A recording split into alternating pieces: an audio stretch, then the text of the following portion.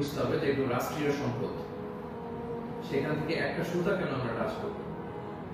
আপনারা গণভবন ঘেরাও করেছেন, ভেতরে যে উল্লাস করবো তাকবীর দিন, এমন দেশটি কোথাও খুঁজে পাবে না তুমি।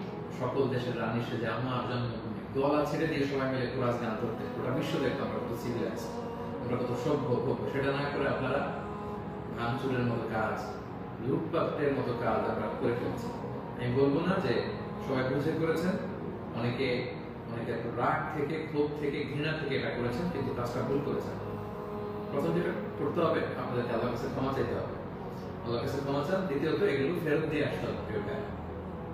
আমাদের ছাত্র বন্ধুরা এগুলো কালেকশন করছে, এবং ছাত্র ভাইদেরকে আমি বলবো যারা এগুলো আবার রিটার্ন দিতে আসবে তাদেরকে যেন আমরা ব্লেম না করি, পড়াশোনা না করি, তারা তাদের রিয়েলাইজেশন থেকে নিয়ে আসছে, এগুলো তারা রিসিভ করবে।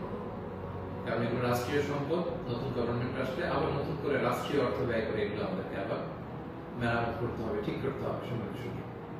এবং একজন মুমিন এই কাজ কখনো করতে পারে না, একজন বিশ্বাসীর সাথে এই ধরনের মাইন্ডসেট অ্যাটিটিউড যায় না। প্রিয় ভাই বোনেরা, ছোট একটা হাদিস বলে পয়েন্ট আমি শেষ করছি। খাইবারের যুদ্ধ থেকে রাসূল সাল্লাল্লাহু আলাইহি ওয়াসাল্লাম সাহাবাদেরকে নিয়ে ফিরছিলেন বিজয়ী হয়ে। আপনাদের মনে থাকবার কথা, ইহুদিদের বিরুদ্ধে এই যুদ্ধ হয়েছিল 7ম হিজরির ঘটনা। ফেরার পথে রাসূল সাল্লাল্লাহু আলাইহি ওয়াসাল্লাম একদিন খাদেম রাসূল সাল্লাল্লাহু আলাইহি ওয়াসাল্লাম উটের হাওদাস ঠিক করছিল, এমন সময় একটা বিক্ষিপ্ত তীর এসে তার গায়ে লেগে সে সেখানে মারা যায়।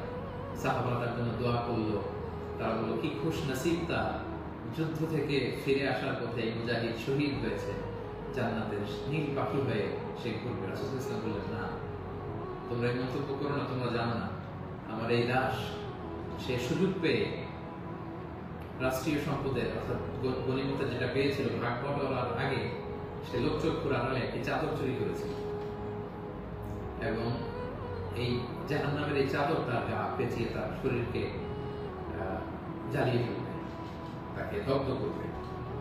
আল্লাহু আকবার। অনেক লম্বা কথা, আমি সংক্ষেপে শেষ করে দিচ্ছি। সময়টা যদি আপনি খেয়াল করে দেখুন, একজন সাহাবী, বিশ্বনবীর সার্ভেন্ট, সে রাষ্ট্রীয় এই সামান্য একটা চাদর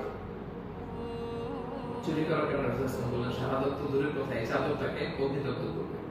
তো আপনার কি ভয় হয় না? আপনি যে গণভবন থেকে বালিশ নিয়ে আসলেন, চাদর নিয়ে আসলেন, ওখানকার টিভি নিয়ে আসলেন, ওখানকার জিনিসপত্র যে আপনি কাঁধে করে নিয়ে আসলেন, ফুলের টব এটা সেটা ভেঙে যে নিয়ে আসলেন, এগুলো যে আগুনের লেলিহান শিখা হয়ে আপনাকে জ্বালাবে, আপনার কি ভয় হয় না?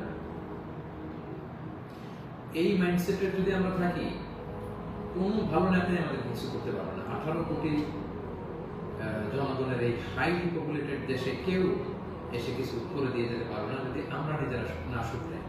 আমরা এটা ভুল করেছি, আমরা অনুতপ্ত হব, অনুশোচিত হব। যারা আমার আলোচনা শুনে আমাকে পছন্দ করেন, আমি হাত জোর করে অনুরোধ করব প্রত্যেকটি জিনিস আমরা ফেরত দিয়ে আসবো। এগুলো রাষ্ট্রীয় সম্পদ, কোনো রাষ্ট্রীয় সম্পদকে তো সুরক্ষা করার অধিকার আল্লাহ